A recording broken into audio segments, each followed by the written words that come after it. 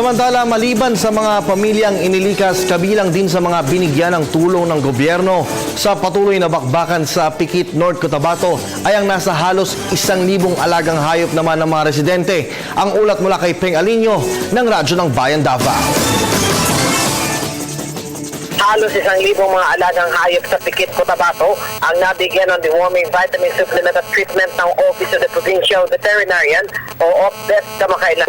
Ito ay matapos ang sagip hayop program ng OPVET sa mga alagang hayop na dala-dala ng mga lumikas sa pamilya mula sa barangay Kabasalan, Bago, Inggit, Rajamuda, Tulyok, Barungis at Batulawan matapos magkasagupa ang Moro Islamic Liberation Front o MILF at Bangsamoro Islamic Liberation o Moro Islamic Freedom Fighters o BIFF. Ayon kay Dr. Mary Catherine de Lima, veterinarian, kabilang sa mga alagang hayop na nabigyan ng tulong ay ang 27 kalabaw, 61 baka at 20 kambing. Nabigyan ng vitamin supplement ang abot sa 45 kalabaw at iba pa.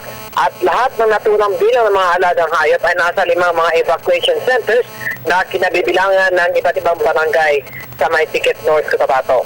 Ayon naman kay Dr. Rufino Soropia, Acting Provincial Veterinarian, na tulad ng mga internally displaced persons o IDPs ay nakakaranas din ng stress o pressure ang mga alagang hayop kapag may evacuation, kaya tumihina at nagkakasakit ang mga ito.